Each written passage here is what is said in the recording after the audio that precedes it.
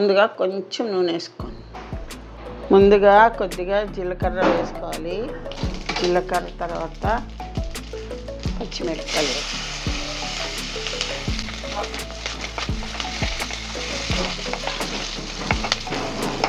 కొద్దిగా పచ్చిమిరపకాయలు వేగినాక ఇందులో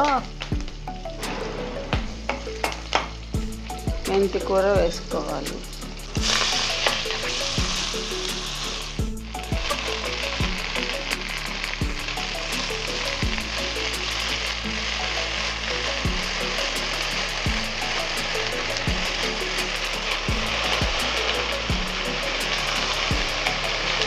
ఇందులో చింతపండు వేసేయాలా.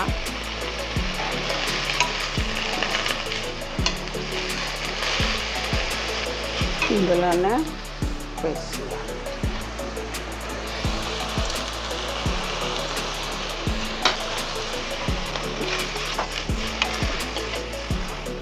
ఇది బాగా ఇందులో నీళ్ళంతా వచ్చేసే వరకు బాగా వేపుకోవాలి. ఇందులో కొంచెం చిరుచేది ఉంటుంది కదా, అది పోతుంది. బాగా వేపుకున్న నీళ్ళు లేకుండా వేపేసినాక మిక్సీలోకి తీసుకోవాలి. ఇది అయిపోయిందండి. దీన్ని మిక్సీలోకి తీసేసుకుందాం.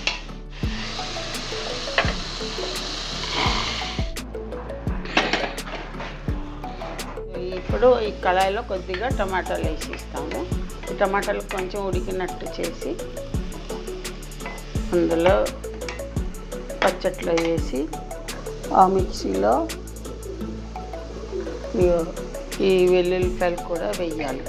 తర్వాత ఈ నువ్వులు కూడా వేసి తర్వాత టమాటాలు వేగినాక టమాటాలు వేసి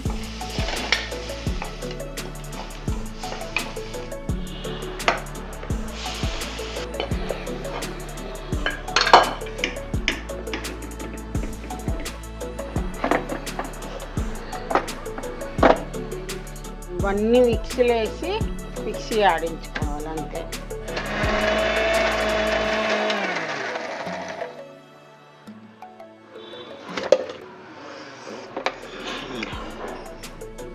మొత్తం అన్నీ నలిగిపోయినాక దీనికి తాలింపు పెట్టుకోవాలి. గిన్నెలో కొద్దిగా నూనె వేసుకొని సరిపడా నూనె వేసుకొని మినపప్పు, ఆవాలు, జీలకర్ర వేసి ఎండుమిర్చి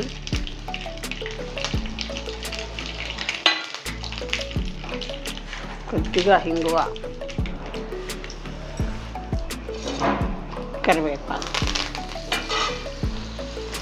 వేసి ఈ నూనెలోనే కొద్దిగా పసుపు వేస్తే మంచి కలర్ వస్తుంది.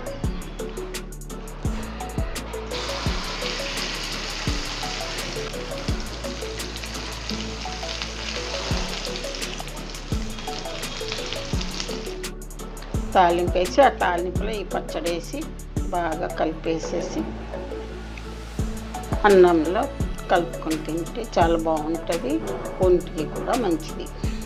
ఇంతేనండి, మెంతికూర పచ్చడి చేసుకోండి, తినండి. Thank you.